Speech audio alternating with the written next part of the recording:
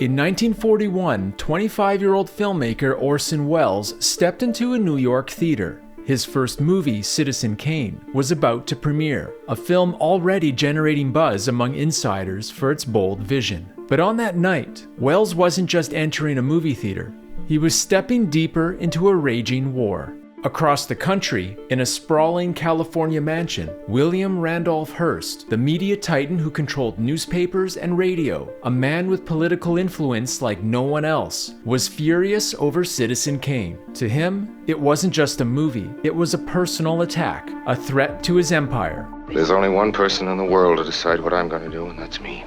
How did a single film spark a battle that shook Hollywood? And why did it nearly destroy the man who made it? Did he hurt your career, Orson? Yes, but I didn't do him any good either. This is the story of Citizen Kane and the feud that changed cinema forever. Your complete attention, if you please. Now, to understand this clash, we need to meet the two men at its heart. First, Orson Welles, a prodigy who seemed to do the impossible. By his early 20s, he'd already conquered the stage and radio through Mercury Theater, founded by Welles and John Houseman. Mercury Theater on the Air presents Orson Welles as Count Dracula. His 1938 War of the Worlds broadcast was so convincing, it sent listeners into a panic, thinking Martians had landed. We know now that in the early years of the 20th century, this world was being watched closely by intelligences greater than man's. Hollywood took notice, and RKO Pictures gave him something unheard of, total creative control to make his first film. He would be able to write it, direct it, produce it, star in it, have the final cut. It would be released exactly as he wanted it to be released. And never before in Hollywood history had anyone since the silent days had quite so much control.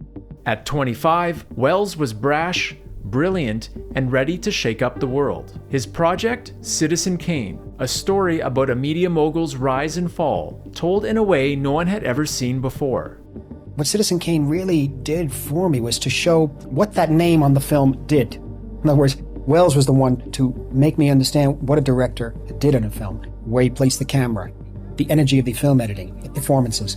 All of this had a certain mark and a stamp that was unmistakable. Then there's William Randolph Hearst. By 1941, Hearst was in his late 70s, a towering figure who'd built a media empire. His newspapers shaped public opinion, elected politicians, and even pushed America into wars. He lived like royalty in his San Simeon castle, surrounded by art, celebrities, and his companion, actress Marion Davies. But Hearst was also consumed with shaping his public image, and that's where Citizen Kane hit a nerve. I think I did pretty well under the circumstances. So what was Citizen Kane? At its core, it's the story of Charles Foster Kane, a man who rises from nothing to become a media king, only to lose himself in wealth, power, and loneliness. If I hadn't been very rich, I might have been a really great man.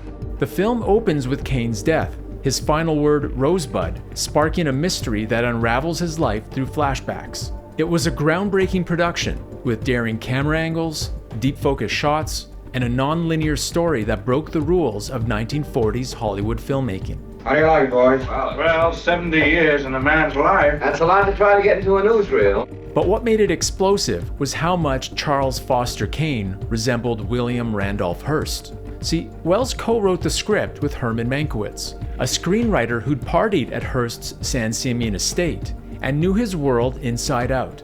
Like Hearst, Kane builds a newspaper empire. Like Hearst, he lives in a lavish mansion. And then there's Kane's mistress, Susan Alexander, a talentless singer he pushes into stardom, a character many saw as a cruel jab at Marion Davies, Hearst's beloved companion. But Welles insisted he didn't set out to mock Hearst. Mr. Hearst was quite a bit like Kane, although Kane isn't really founded on Hearst in particular. Many people sat for it, so to speak. He claimed it was also based on people like Samuel Insull, the Chicago utilities tycoon.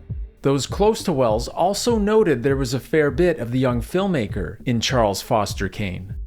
The picture was about William Randolph Hearst, but the picture was also about Orson, and certain characteristics of Kane were characteristics of Orson rather than William Randolph Hearst.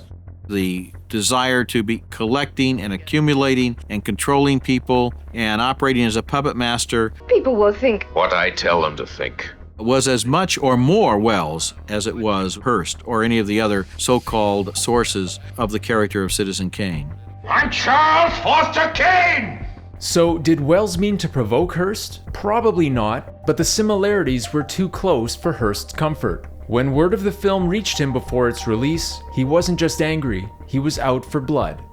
Hearst seemed to see the film as painting him as a hollow, flawed man, and also mocking Marion Davies, portraying her as a drunken, untalented hack. In reality, Davies was a gifted actress and loved by audiences, which made this perceived caricature sting even more for the media magnate, something Orson Welles came to acknowledge.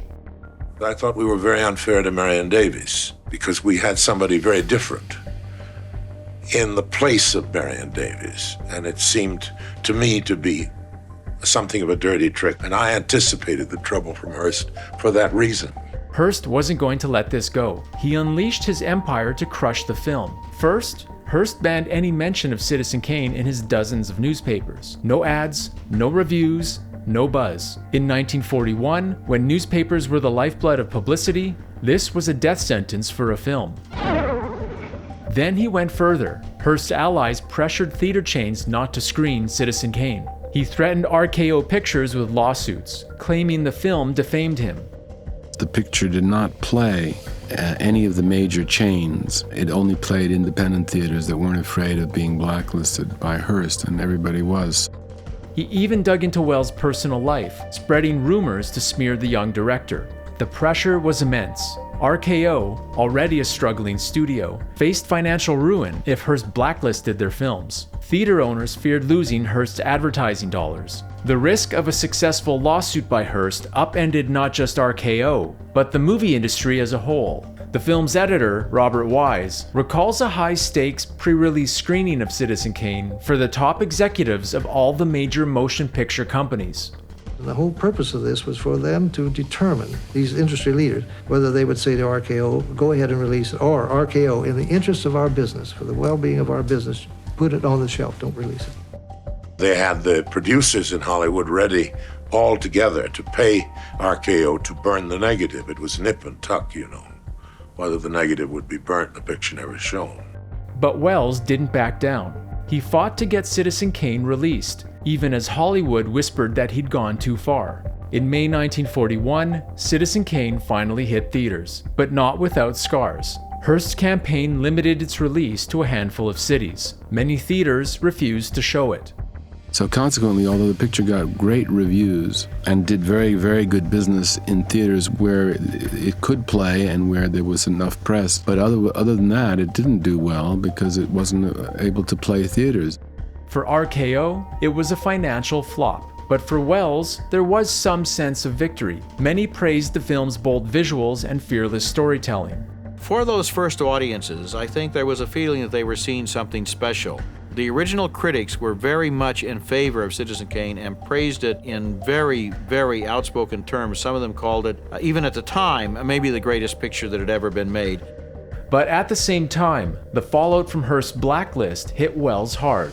Hollywood may have admired the young director's talent, but some still saw him as a troublemaker.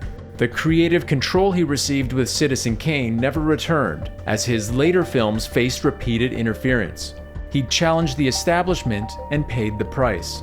Over time, after the legal threats from William Randolph Hearst died down, Citizen Kane's brilliance couldn't be ignored. It wasn't indeed till a 35mm restoration was shown in 1958 that a lot of people ever saw the film for the first time.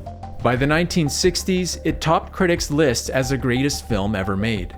As for Hearst, his war on Citizen Kane failed to kill the film, but it showed his power. He continued to wield immense influence over media until his death in 1951. Hearst's empire lived on, but so did Citizen Kane, a testament to art's ability to outlast even the mightiest foes. Today, Citizen Kane isn't just a movie. It's a symbol of what happens when creativity clashes with control. Its themes of power, ambition, and loss still resonate.